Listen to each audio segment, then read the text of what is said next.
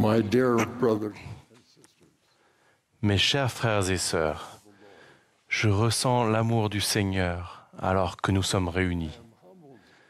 C'est avec humilité que je m'adresse à vous. Je prie pour que l'Esprit porte dans votre cœur ce que le Seigneur veut que vous entendiez, bien au-delà des paroles que je vais prononcer. Il y a longtemps, au cours de mes années universitaires de physique et de mathématiques, je me sentais dépassé.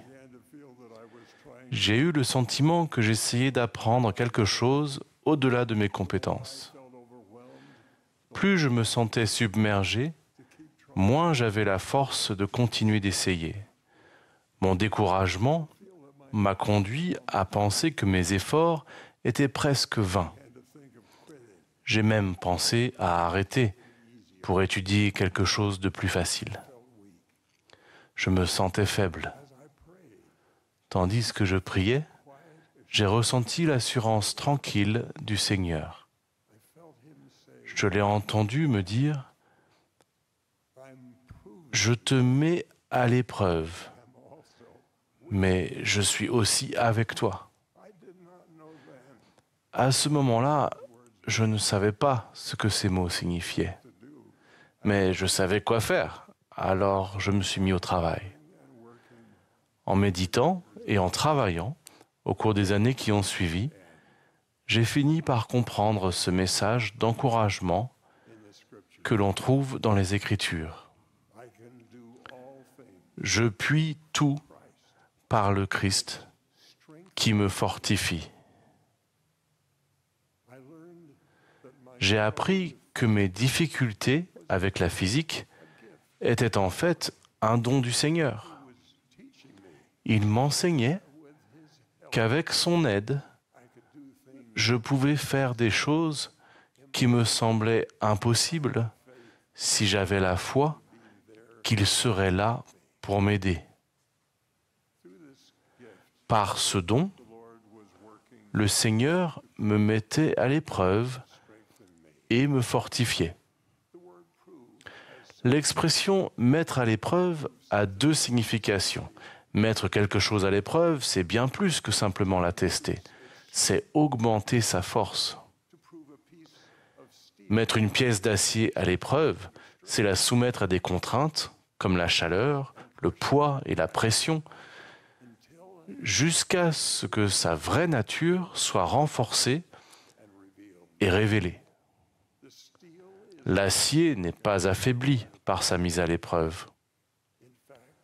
En fait, il devient une chose en laquelle nous pouvons avoir confiance, une chose assez solide pour supporter de lourds fardeaux.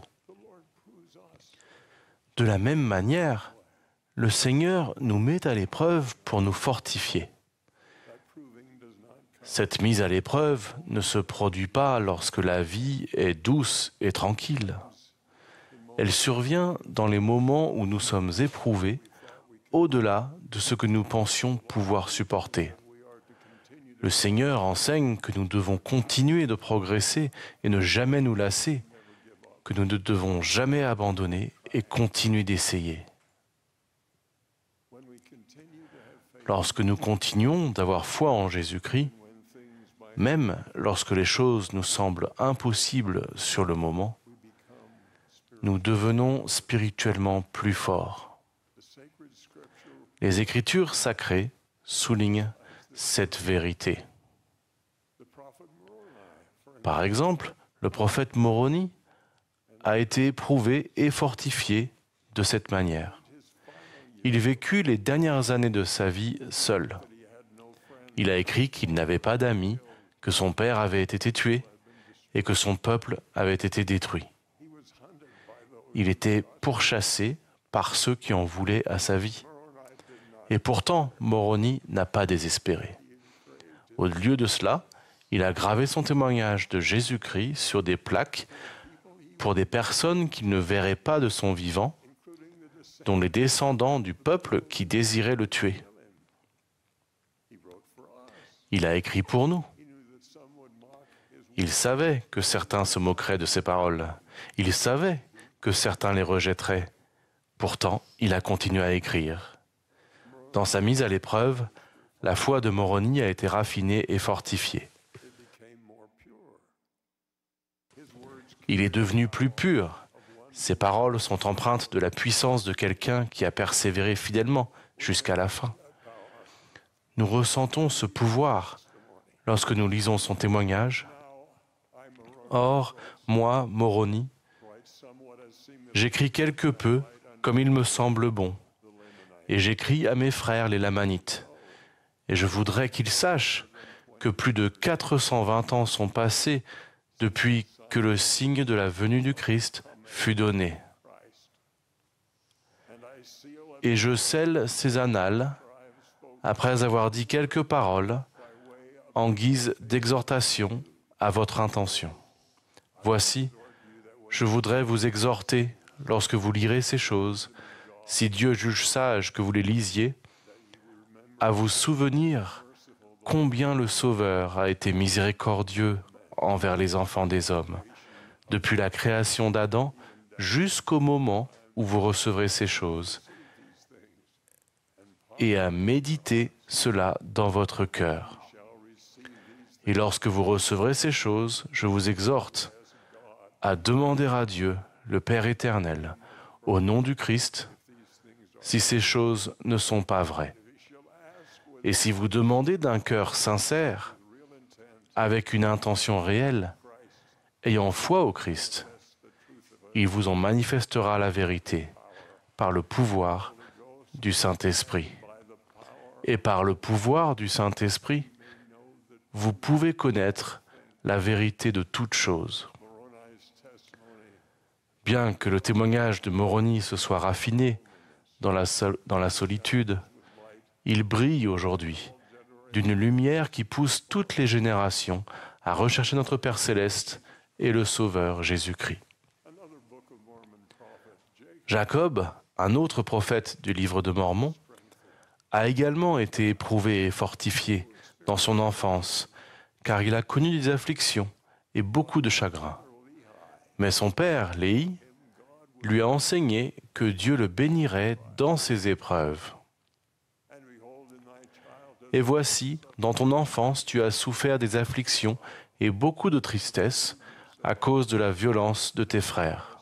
Néanmoins, Jacob, mon premier-né dans le désert, tu connais la grandeur de Dieu, et il consacrera tes afflictions à ton avantage.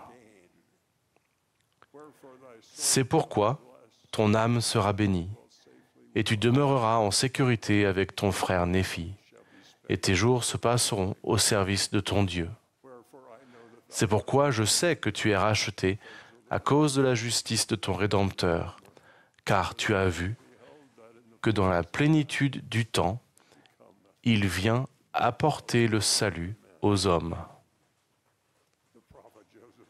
Joseph Smith, le prophète, a lui aussi connu une mise à l'épreuve semblable et reçu le même soutien quand il était dans la prison de Liberty. Au plus profond de son angoisse, Joseph Smith s'est écrié « Ô Dieu, où es-tu? Combien de temps retiendras-tu ta main ?»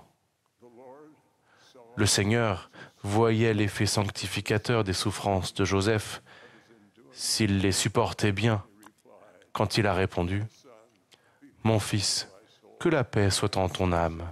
Ton adversité et tes afflictions ne seront que pour un peu de temps. Et alors, si tu les supportes bien, Dieu t'exaltera en haut. Tu triompheras de tous tes ennemis. » Le plus grand exemple de mise à l'épreuve et de fortification s'est produit lors de l'expiation du Sauveur. Il a pris sur lui les péchés du monde. Il a porté nos peines et nos chagrins. Il a bu la coupe amère. Il s'est montré fidèle à chaque instant. Grâce à sa glorieuse expiation, Jésus-Christ peut nous fortifier dans les moments d'épreuve. Il sait comment nous secourir, parce qu'il a ressenti toutes les difficultés que nous rencontrerons dans la condition mortelle. Il prendra sur lui les souffrances et les maladies de son peuple, afin qu'il sache, selon la chair, comment secourir son peuple selon ses infirmités. Nous apprenons que dans le jardin de Gethsémané, le Sauveur a demandé à son Père s'il était possible de lui ôter l'épreuve. Mais il a aussi dit que si c'était la volonté de son Père, alors il affronterait cette épreuve. En d'autres termes, le Sauveur a même pris sur lui le doute et l'incertitude, mais il avait foi en notre Père céleste. Frères et sœurs, il est probable que votre mise à l'épreuve et votre fortification diffèrent de celle de Moroni, de Jacob ou du prophète Joseph. Mais elles viendront. Elles viendront peut-être discrètement, à travers les difficultés de la vie de famille. Elles viendront peut-être par la maladie, la déception, le chagrin ou la solitude. Je témoigne que ces moments ne sont pas la preuve que le Seigneur vous a abandonné. Ils sont plutôt la preuve qu'il vous aime suffisamment pour vous raffiner et vous fortifier. Il vous rend suffisamment fort pour porter le poids de la vie éternelle. Si nous restons fidèles dans notre service, le Seigneur nous raffinera. Il nous fortifiera. Puis, un jour, nous regarderons en arrière et verrons que ces épreuves étaient la preuve de son amour. Nous comprendrons qu'il nous façonnait pour que nous puissions nous tenir en gloire à ses côtés. Comme l'apôtre Paul l'a déclaré à la fin de sa vie, « J'ai combattu le bon combat. J'ai achevé la course. J'ai gardé la foi. » Je témoigne que Dieu vous connaît. Il sait quelles épreuves vous traversez. Il est avec vous. Il ne vous oubliera pas. Je témoigne que Jésus est le Fils de Dieu. Il est notre force, notre Rédempteur et notre espérance. Si nous lui faisons confiance, il nous donnera une force spirituelle à la hauteur de toutes les épreuves que nous sommes appelés à supporter. J'en témoigne, au nom sacré de Jésus-Christ. Amen.